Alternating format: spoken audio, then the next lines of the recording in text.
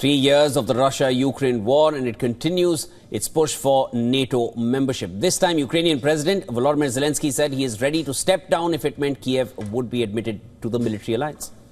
He has been calling for Ukraine to be given NATO membership as a part of any deal to end the war. But the US-led alliance has been reluctant to commit, now more than ever.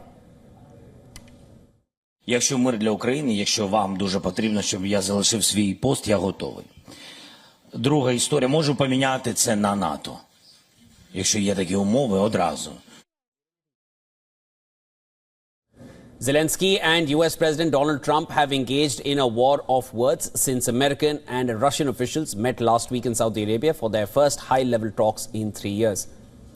After the talks, Trump repeated Russia's narrative that Ukraine started the war, prompting reaction from Zelensky, who said the US president was living in a disinformation space governed by Moscow. Trump did not let go of that comment and called Zelensky a dictator without election. Reacting to the comment, the Ukrainian president said he was not offended because he will definitely never be a dictator, and went on to call himself a legitimately elected president. Щоб довго про це не говорити. Я фокусуюсь на безпеці України сьогодні, а не за 20 років.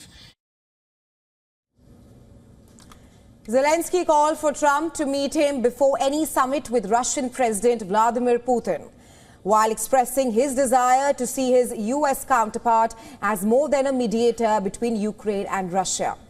When asked about Ukraine giving US access to its critical mineral deposits, Zelensky said that the officials of both the countries are in touch and there has been progress on the deal.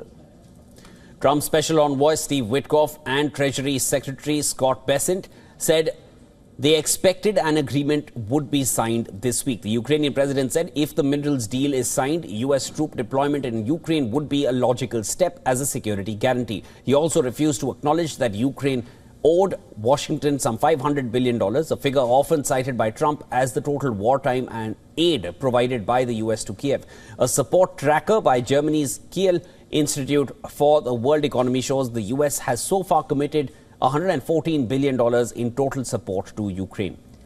Meanwhile, Europe continues its push to strengthen Ukraine, with leaders of France and UK heading to US to convince Trump not to abandon Kiev in pursuit of a peace deal. This as Russia and US teams plan to meet again this week to discuss improving ties after the war in Ukraine had pushed to the worst level. We're talking about the ties between US and Russia, that's since the Cold War. European leaders will hold a special summit on 6th of March to discuss Ukraine and European defense.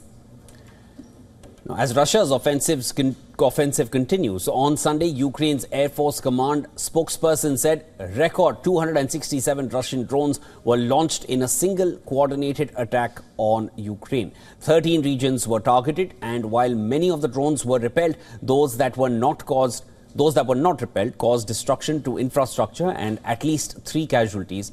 Emergency services said this. Now, meanwhile, thousands rallied in support of Ukraine on the 3rd anniversary of Russia's full-scale invasion, which began on the 24th of February 2022.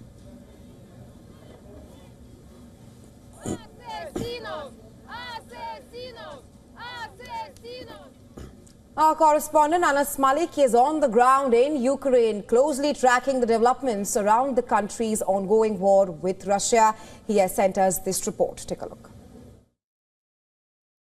We've exited Chegoyov and we're currently in Izum, or rather between Chegoyov and Izum. And the area to my right and to my left, this area was under the occupation of Russian forces, and it has been liberated. But there's a board that says at the entrance that says there were mines that were placed, so one has to be really careful when they're moving. It bears a deserted look, but there are checkpoints almost every 5 kilometers. that are very visible, and with proper documentation is when one is allowed inside or outside this very territory. Anas Malik on the road to Izum from Chegoyov in Ukraine for WION World is One.